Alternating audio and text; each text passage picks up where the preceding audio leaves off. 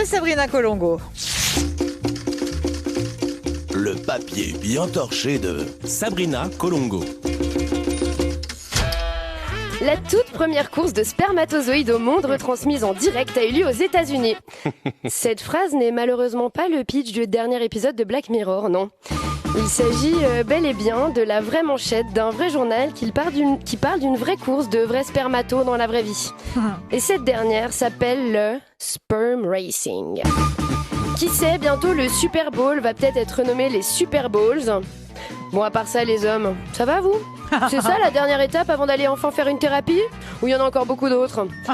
Au moins, l'ancienne génération se contentait encore de regarder les Grands Prix de Formule 1 en se grattant les boules. La nouvelle génération, elle, organise des Grands Prix de Formule 1 avec ses boules et je trouve ça terrifiant. Alors, je vous donne un petit peu de contexte. Eric Zhou, l'auto-entrepreneur qui est à l'origine de la création de cette course, présente une particularité amusante. Il n'a que 17 ans.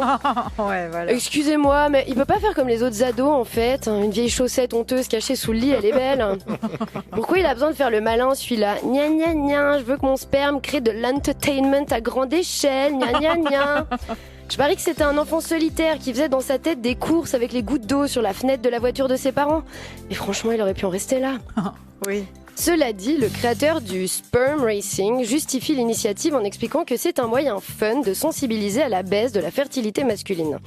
Une étude scientifique montre en effet que le nombre de spermatozoïdes par millilitre de sperme a été plus que divisé par 2 entre 1973 et 2018. Et le jeune entrepreneur souhaite encourager les hommes à se prendre en main, pas littéralement, et à inverser cette tendance. Grosso modo, mangez sainement, hydratez-vous, faites du sport, et la qualité de votre sperme s'améliorera. Après, à 17 ans, devrait-il vraiment s'inquiéter de ça ? Normalement, à son âge, on a peur de mettre sa meuf enceinte, pas de pas réussir. Ouais. Bref, pour réaliser son rêve un peu fou de course de spermato, il a dû trouver des fonds.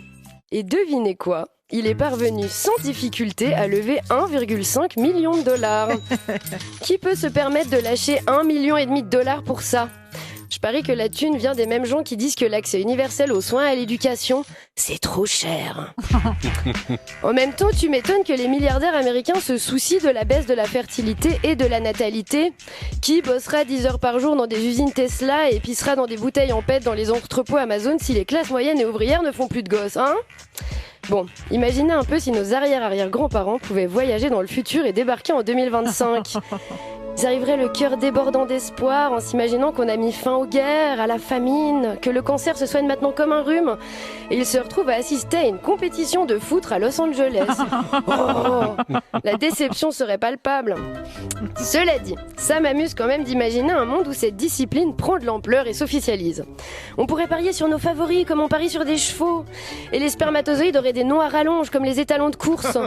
On entendrait des phrases du style « Moi je mets tout sur basculade vicieuse de l'écurie, hein. C'est l'outsider donc je peux gagner très très gros. » Il y aurait même des lieux conviviaux dédiés aux paris sportifs où les gens peuvent regarder les courses en buvant un verre.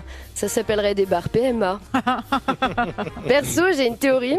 Je pense que l'intérêt principal pour ces hommes est de connaître le plaisir d'avoir un spermatozoïde qui gagne la course, mais sans avoir à assumer la charge parentale ni à payer de pension alimentaire. Eh ouais. Bon, vous pourriez penser à juste titre que cette nouvelle m'a atterrée, mais cette fois-ci, je décide de voir le verre à moitié plein. Pour une fois qu'une nouvelle absurde vient des États-Unis et n'est pas la faute de Donald Trump, je crois qu'on peut s'estimer content. Libre à casser.